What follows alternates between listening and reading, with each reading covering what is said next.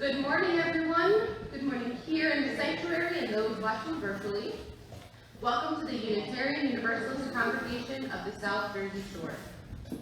Thank you for joining us, we who bring a teaching of hope, we who bring a saving message, who welcome all in our doors, the joyful, the heartbroken, atheists, Christians, Muslims and Jews, straight and gay, lesbian, bisexual, queer, transgender, all who are searching, seeking, looking for more meaning, more service, more love. All of us gather here together.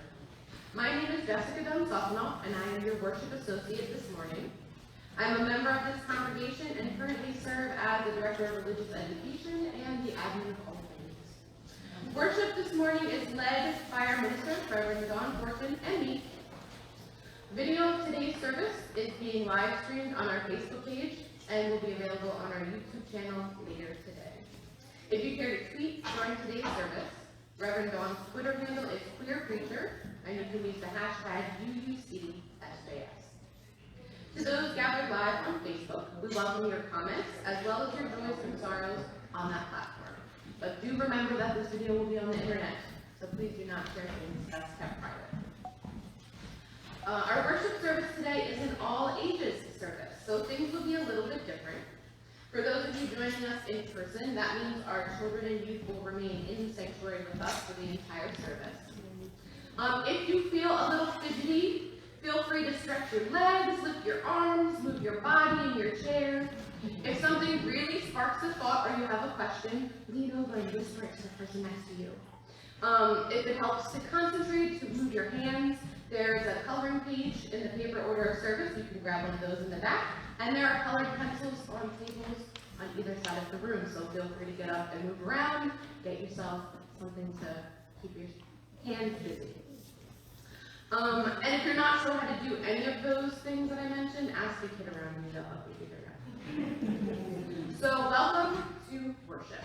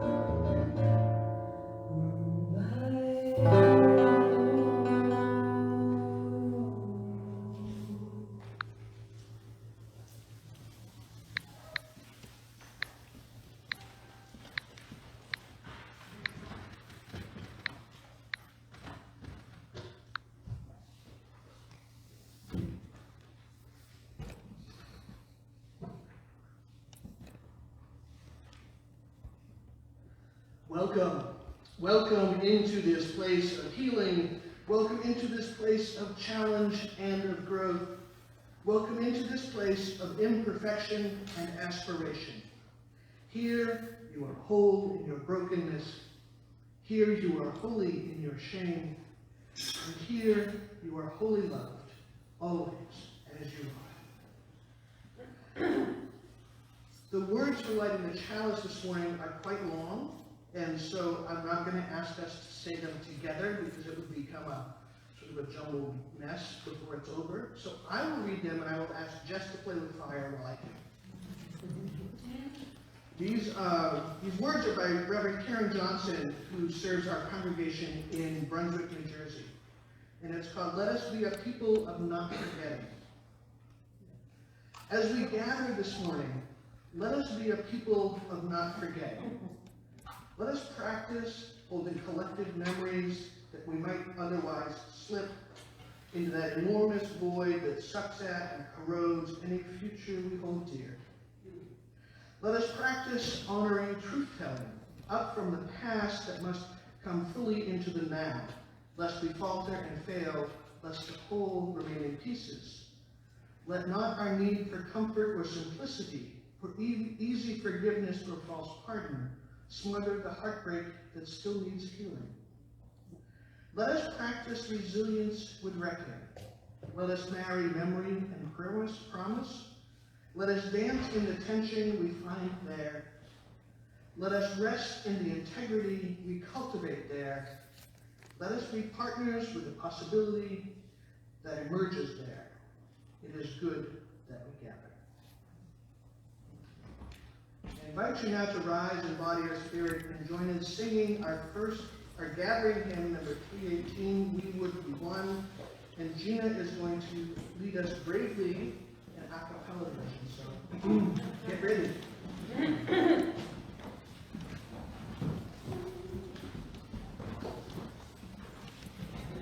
We would be one, as now we join in singing our hymn of love, to pledge ourselves anew to that higher cause of greater understanding of who we are and what in us is true.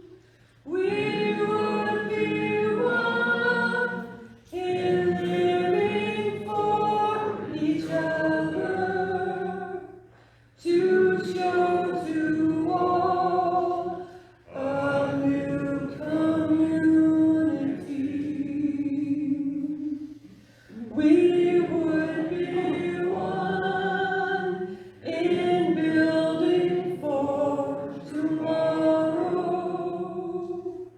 a nobler world than we have known today.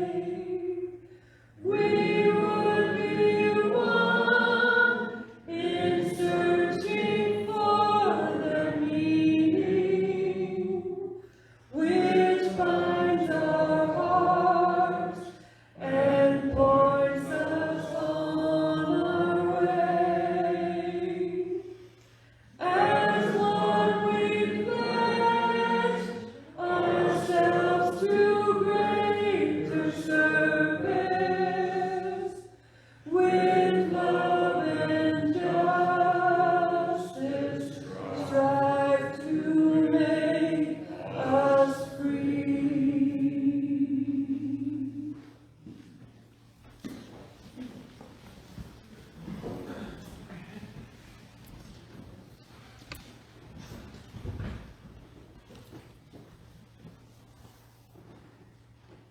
The land that surrounds us is part of who we are.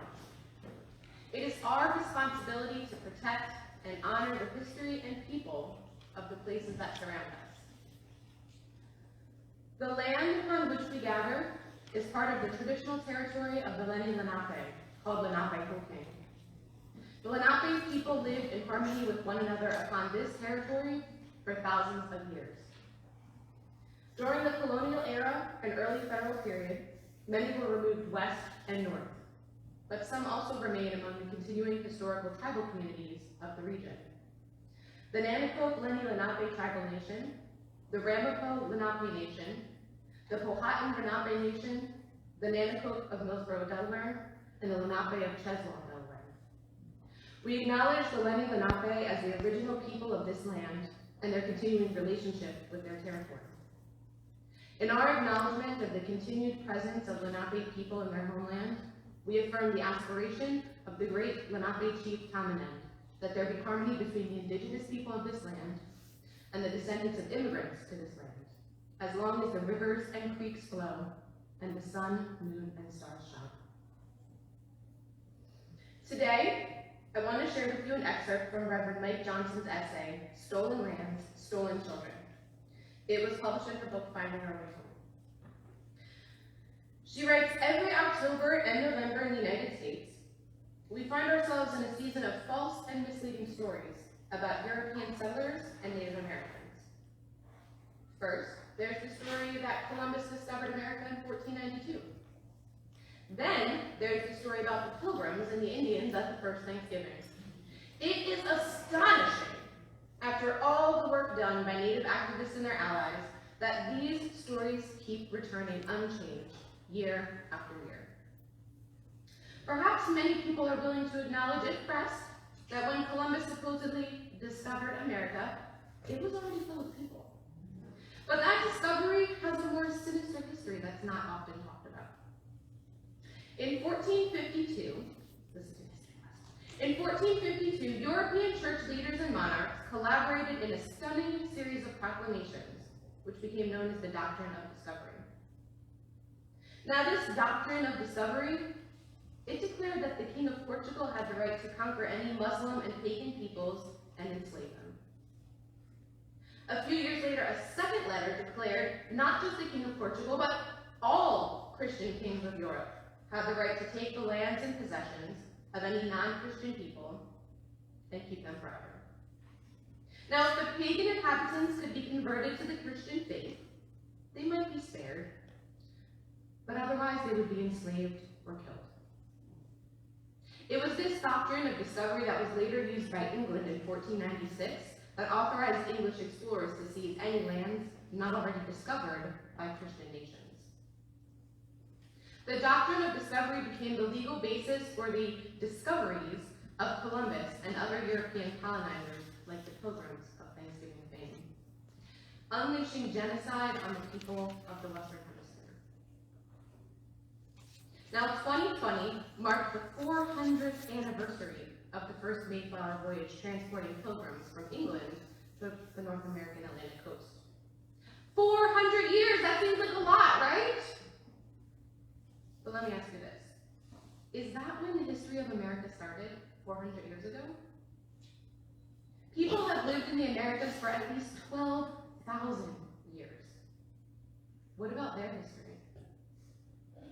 For some of us, this Thursday will mark a day with family eating turkey and stuffing, corn and mashed potatoes, pumpkin and apple pies. For others, this day will be a day of mourning. Native Americans have gathered on Thanksgiving Day in Plymouth, Massachusetts since 1970 to commemorate a national day of mourning. Thanksgiving is a brutal reminder of the genocide of millions of Native people, the theft of Native lands, and the relentless assault on Native culture. It is a day of remembrance and spiritual connection, as well as a protest of the racism and oppression which Native Americans continue to experience.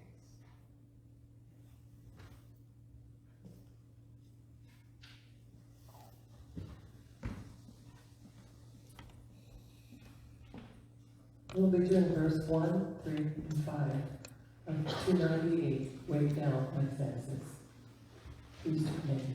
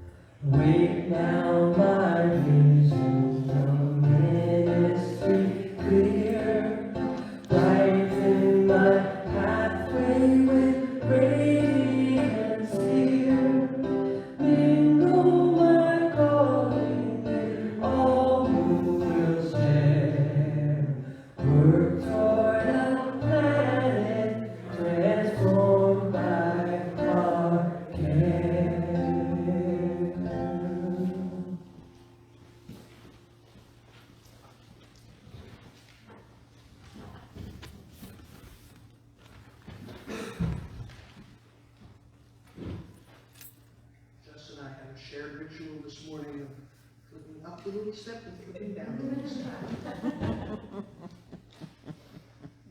I share with you these words from Reverend Mark Morrison Reed. The central task of the religious community is to unveil the bonds that bind each to all. There is a connectedness, a relationship discovered amid the particulars of our own lives and the lives of others. Once felt, it inspires us to act for justice. It is the church that assures us that we are not struggling for justice on our own, but as members of a larger community. The religious community is essential, for alone our vision is too narrow to see all that must be seen, and our strength too limited to do all that must be done. Together, our vision widens and our strength is renewed. Those are the words of Reverend Dr. Mark Morrison Reed. A book is provided in the foyer in which you are invited to write whatever joys and sorrows you have as you enter. I will now read what joys and sorrows you would share with the community. Sue and Julie asked that we say a prayer for Arlene D. after she had a car accident. She's a family friend of Sue and Julie. Thank you. And a joy, thank you, Maxine, for your hospitality. As always, its own pleasure. And Richard offers a prayer for his sister-in-law, Dawn, who starts breast cancer treatments tomorrow. Prayers for her. And then, via our Facebook Live broadcast, Yvette Guillermo offers a joy to have visited family and friends in Mexico. She offers gratitude for the gifts the U.S. offers: security in the streets, urban planning, protection of the Pinelands, continued work to become more equitable. She writes, I value these more after spending time in my beloved Mexico, which also offers many gifts. Many things can be true at the same time.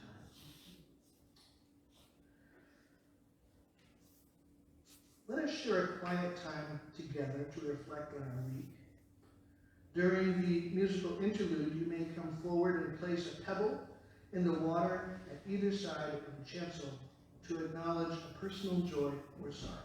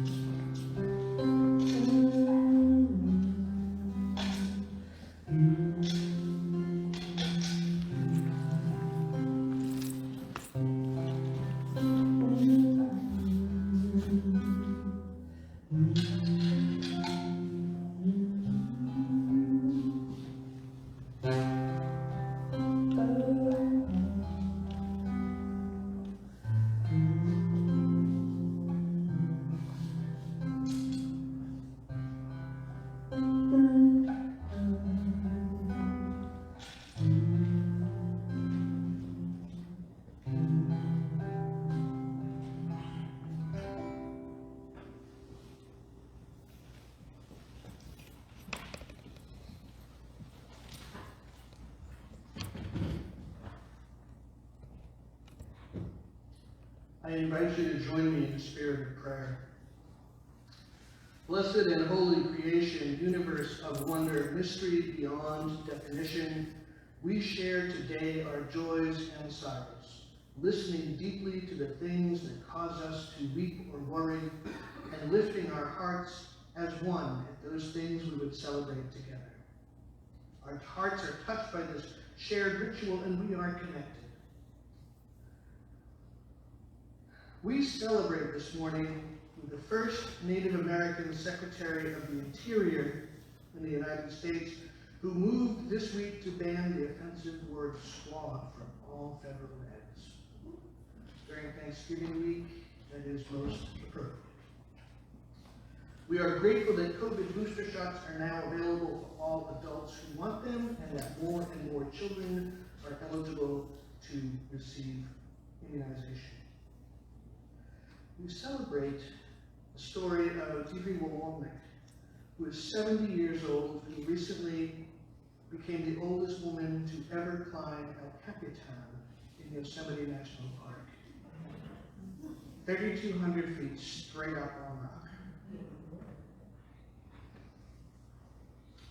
Yesterday was Transgender Day of Remembrance, and there's a list that is compiled every year of trans people who've been killed. And I considered reading the list today, but when I looked at it online, it was 63 pages long. So, For the 1 year? for 1 year. And those are just the reported deaths. A lot of deaths are not reported as against trans people because the police will dead name somebody and and the family sometimes will not acknowledge that they were transgender. The vast number of those killed were transgender women, specifically trans women of color. 52 of those murders happened in the United States, including 2 siblings in Cambridge, Pennsylvania, who were shot by their mother, who then called the police to report the murders and waited for them to arrive. Let us take a moment to consider how utterly cruel that is. To say to your child, the product of your body and heart and years of love and upbringing, I'd rather have a dead child than one like you. That is unimaginable. 2 trans women of color were killed in Atlantic City in the past year. They were celebrated Friday in a ceremony at City Hall and a candlelight march. We hold all who are individual colors of the LGBTQ rainbow in our hearts this week, because when one hurts, we all hurt. We hold hope for a guilty verdict in the trial of 3 white men who chased and then shot Ahmaud Arbery as he jogged in his neighborhood in Georgia. And we grieve the not guilty verdict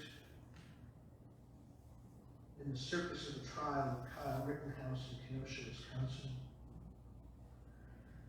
Rittenhouse was found not guilty on murder charges after he fatally shot and killed 2 people and wounded another in an uprising around the police shooting of a black man named Jacob Blake in August of last year.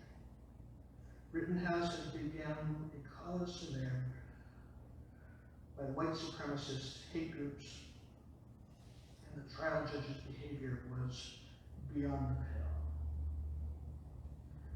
The only prayer I have to offer for this level of injustice, this level of hate, this level of disregard for the humanity of those most marginalized, comes from the Hebrew prophet Amos in chapter 5. They hate the one who reproves and negate, and they abhor the one who speaks the truth. Therefore, because you trample on the poor and take from them levies of grain, you have built houses of hewn stone, but you shall not live in them. You have planted pleasant vineyards, but you shall not drink their wine. For I know how many are your transgressions, and how great are your sins, you who afflict the righteous, who take a bribe, and push aside the needy at the gate.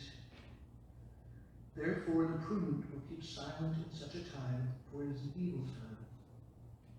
Seek good and not evil, that you may live, and so the Lord, the God of hosts, will be with you, just as you have said.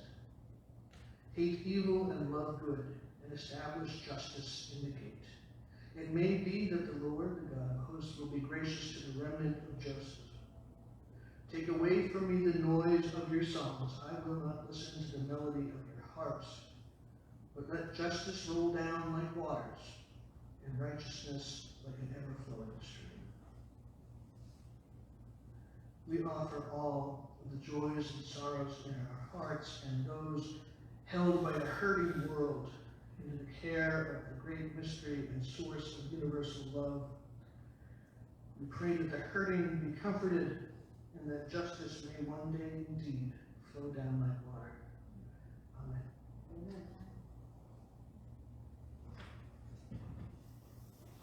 When you sing Comfort Me, I'm going to go through it 2 times singing Comfort Me, especially after that.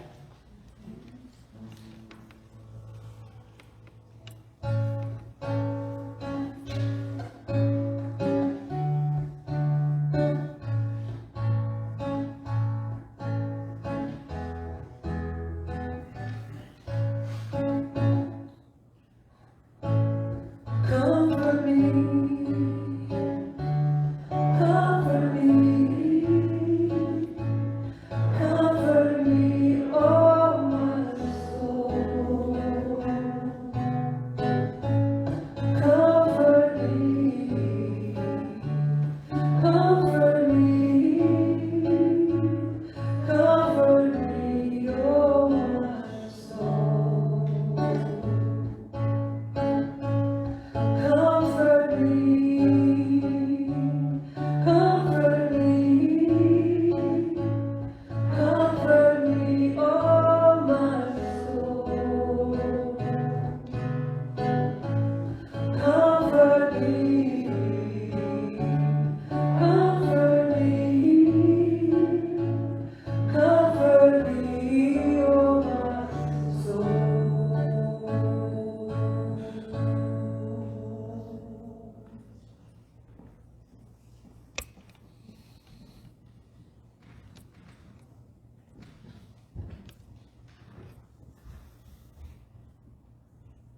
The offering is the sacrament of the free church. It is supported by the voluntary generosity of all who join us. In a moment, the ushers will come forward to pass the offertory baskets among you, those who are in attendance. You can also text a donation to 609-293-4495, or if you're using the electronic order of service for your online, you can follow the link to our donation page. More than 80% of our annual budget is supported by direct pledges and donations collected through our in-service offering. We hope that you will be as generous as you are able and support the ministry of this congregation. The gifts of the congregation will be most gratefully received. Thank you.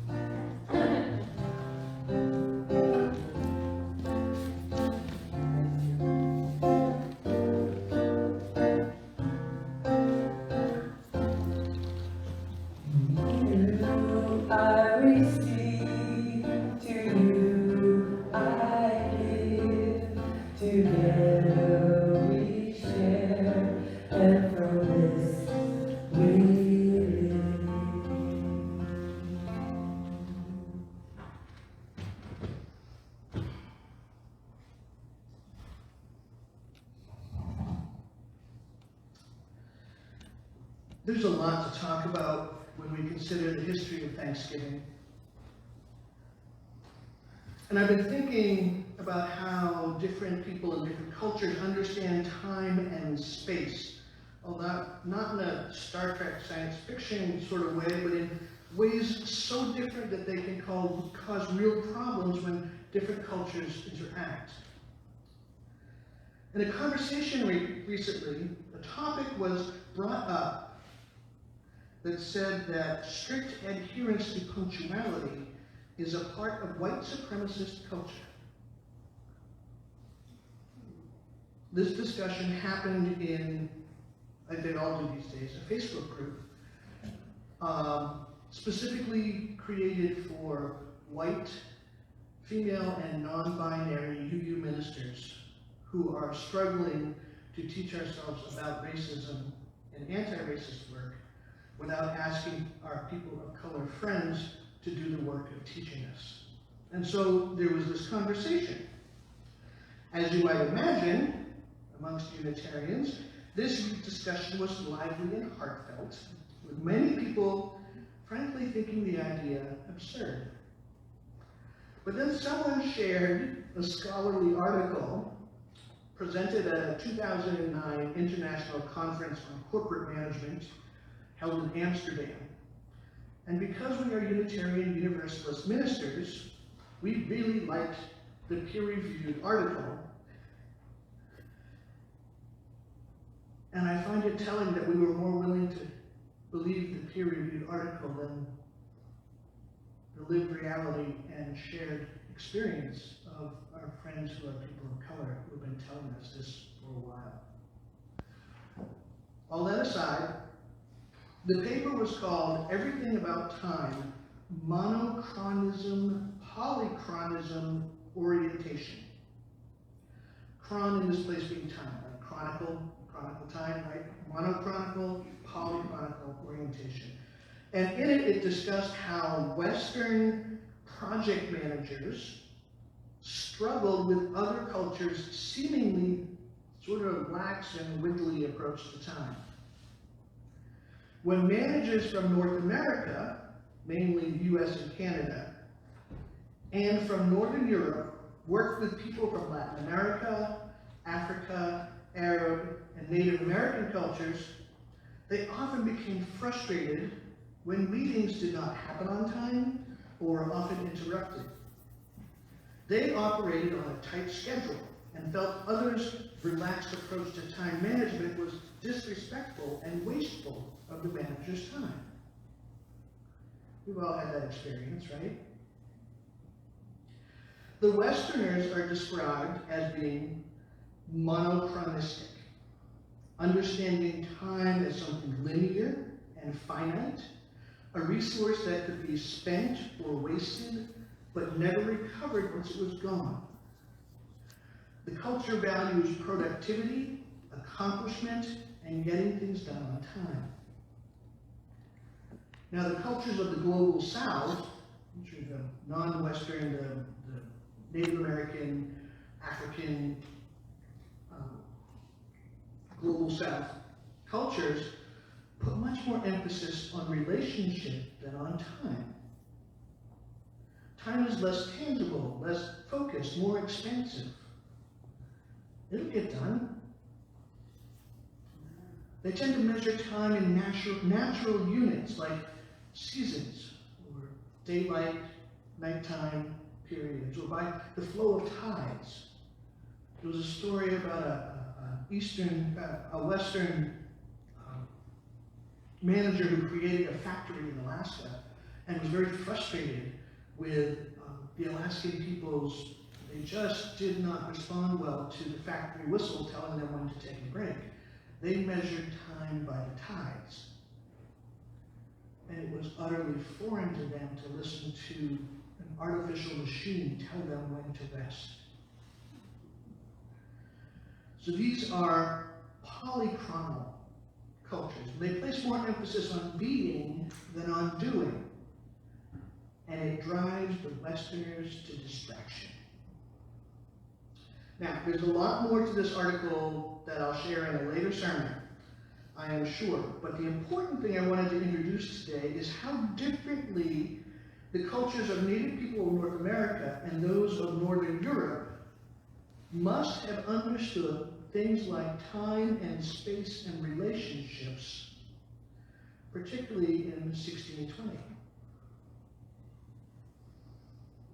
Jess will share a video shortly that describes in starkly beautiful terms how differently Europeans and Native American people understand what that meant for natives.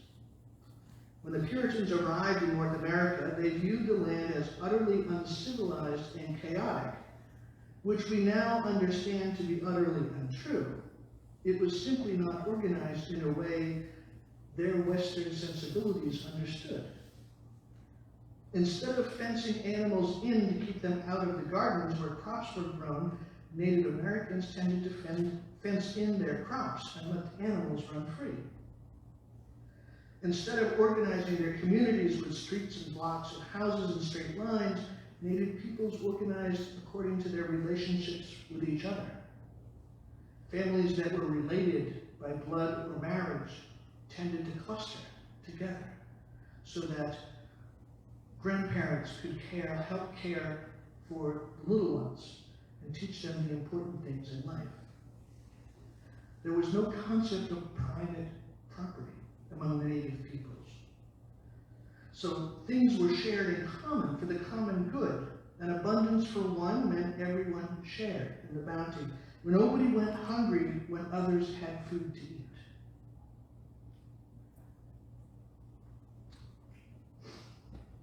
Now, this is going to seem like a jump, but trust me, it'll make sense in a bit.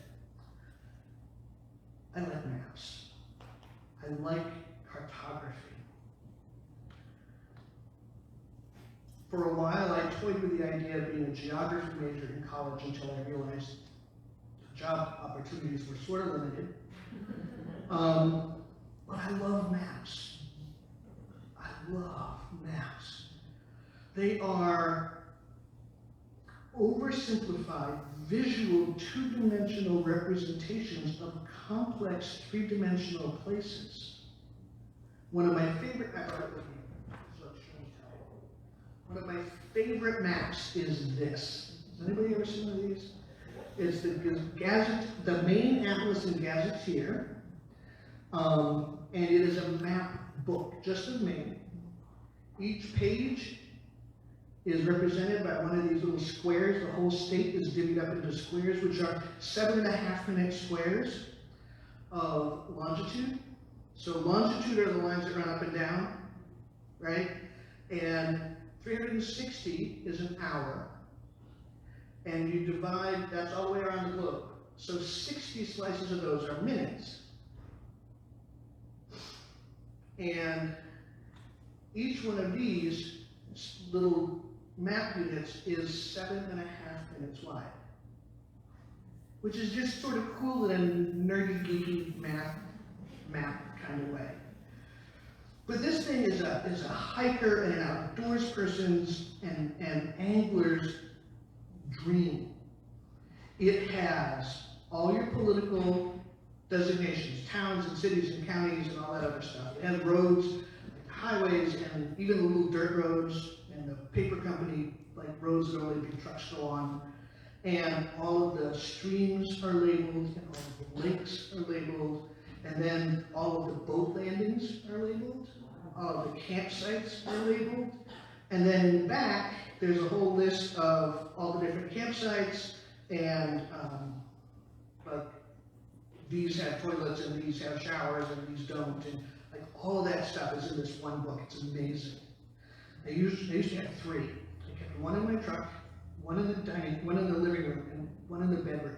I would sit up the night before I would go fishing, and I would open it, and it was all marked to pieces, right? And I drew a compass from where I lived, took a compass and drew circles. Like how far away from home did I want to go the next day? This map helped me understand where I was in the nature around me, It helped me understand where I could go and where I couldn't. There were places that I found that were so breathtakingly beautiful. Tall rock cliffs covered with moss amongst tall fir trees. And it looked like something out of a Tolkien novel, where there should be hobbits and elves around. It was just magical. And I can look at this map and I can look at those places and I can remember, okay, I remember where that fish was, but those other things too. Like I remember the view from the top of Cadillac Mountain. I remember that little trout stream by the trestle that's off the road about a mile and a half. You know, and what a beautiful day that was. So as we prepare for the next piece of today's service, Jess, why don't you get started on that, because it's going to take a minute. Start turning things on to get another example of why we're waiting for the tech upgrade, because this is irritating. But as we prepare for the next piece of today's service, I invite you to consider what a map of your world might look like. Right? If you could have an illustrated map, how would you mark the important places? What images or memories come to mind when you think of them? I'm going to ask you to enjoy a short musical interlude. Gina will play while Jess and I figure out the technology. And then Jess will do the introduction to the exercise. So bear with us.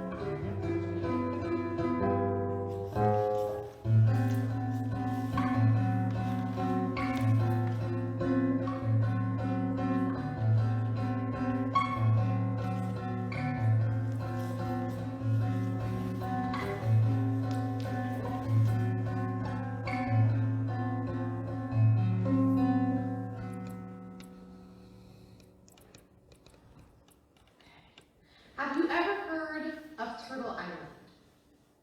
Now, Turtle Island might sound like some faraway island, maybe a place you'd like to go on vacation, but it's actually what some indigenous people call the continent of North America. I'm going to share with you the Ojibwe version of the story of Turtle Island.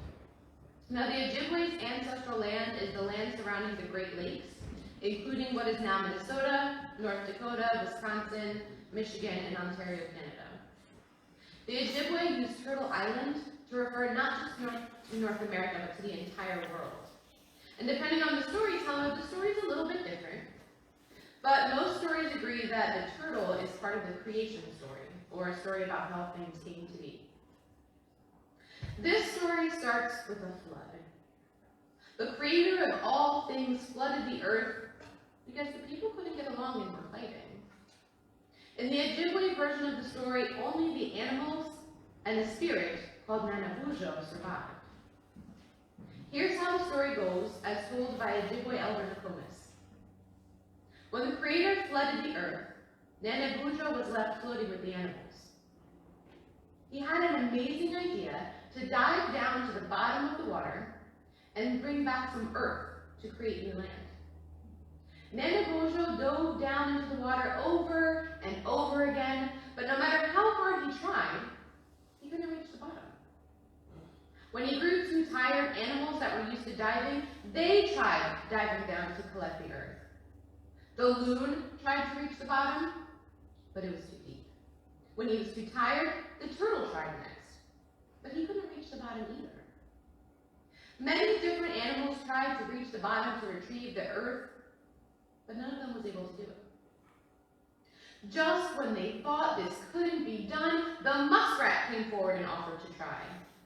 The other animals laughed and laughed because muskrats don't dive. But the muskrat took a deep breath and dove down into the water. The other animals in Nanaboja waited. They looked in the water for the muskrat, but the muskrat didn't appear. They waited and they waited. They waited a very long time and had just about given up when finally they saw the muskrat. They rushed to him as he breathed his last breath, and as the muskrat died, they noticed that he was clutching earth in his paw that he had brought up from the water. The turtle told them that if the muskrat was willing to give his life, then he could give them his shell. They could put the earth that the muskrat had brought on his back, and he would carry it for them. The wind blew and spread the earth around, and that little bit of earth that the muskrat brought back became Turtle Island. And Turtle Island became the Ojibwe's home. Now we have a video presentation for you today from Jim Enote. And Mr. Enote is a Zuni tribal member, a high-altitude traditional farmer since childhood, the director of the Ashwe Awan Museum and Heritage Cultural Center in Zuni, New Mexico, and the CEO of the Colorado Plateau Foundation. For over 20 years, he has tackled land and water conservation issues around the world and is committed to conserving and protecting his own and other native cultures. He is currently involved in efforts to repatriate Zuni artifacts and in cultural mapping of Zuni Pueblo. So what do you use maps for? If you're like me, you probably use maps for locating property lines, figuring out how to get someplace new. When I contrast how I use maps and the way Mr. Enote uses his art maps, I was stunned. Like the white colonizers before me, I was only using maps to stake my ownership of land and to find my way to unknown territory. But as I saw in the video, maps can be so much more.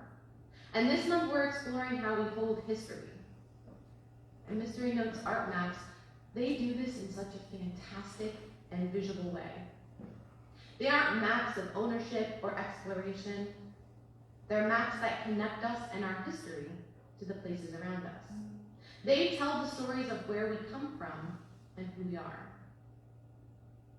Today, because this is an all-ages service, so you guys knew you were going to have to do something, right? So today, you are going to have the opportunity to create your own art map, an activity that Jim Enote encourages all people to try. So I want you all to start by thinking about where your family comes from and how you got to where you are now. Or maybe you want to think about your daily life and what you do each day and where you go. Where on Turtle Island does your history take place?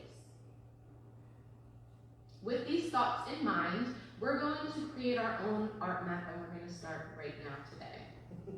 On each side of the room, we have colored pencils and paper for everyone.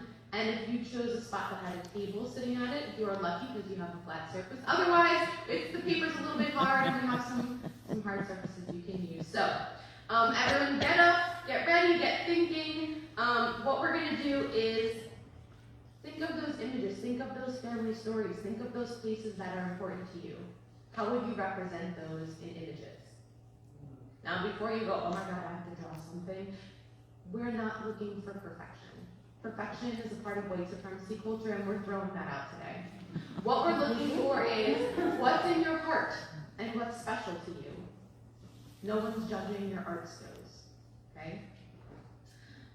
So, get moving. Gina's going to play some background music while we're arting, and we have, I think, like 10 minutes.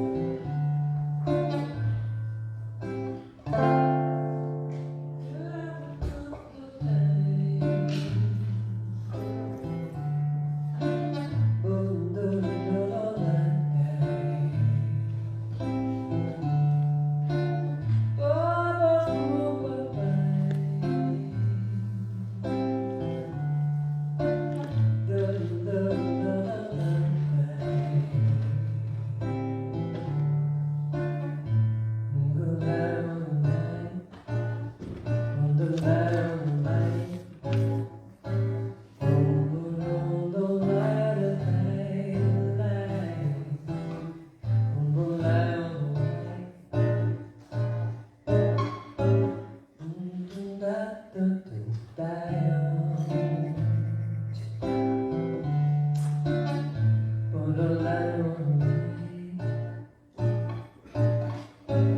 Oh, oh, oh, oh, bye.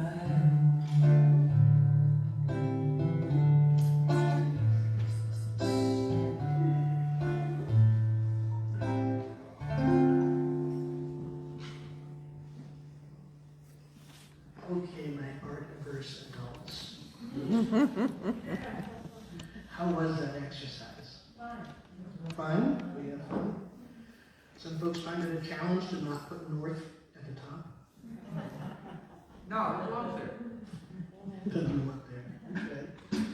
Okay. Jess and I are both really grateful that you, at least semi-willingly, engaged in this activity. I know it wasn't enough time to get all of your personal stories and things that were important down on the page, and we bring it home and think about it and work on it. Hang it on the fridge if you like.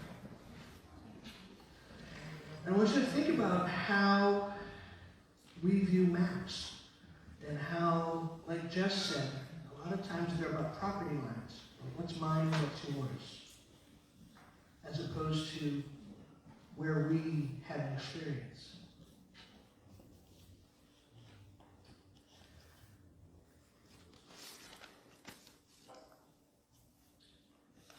This is Thanksgiving week. It is a week of grief and mourning for our Native American friends, people who were historic inhabitants of this very land on which we have our building.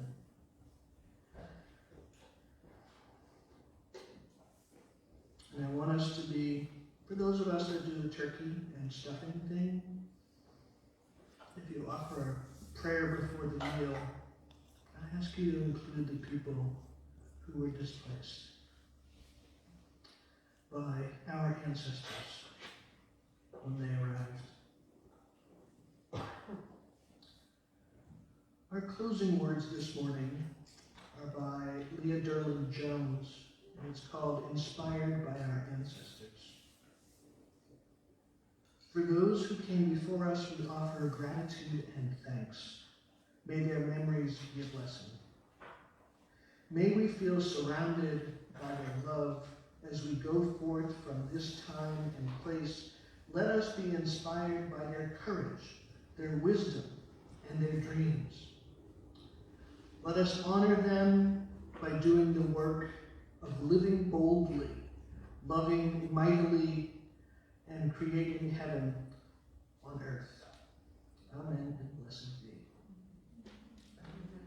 Jess, would you be willing to extinguish the chalice while I lead us in the words? We have unison words for extinguishing the chalice. They're printed in your order of service.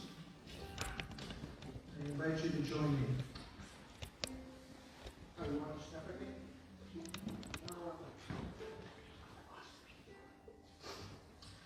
We extinguish this flame, but not the light of truth, the warmth of community, or the fire of commitment. These we carry in our hearts until we are together.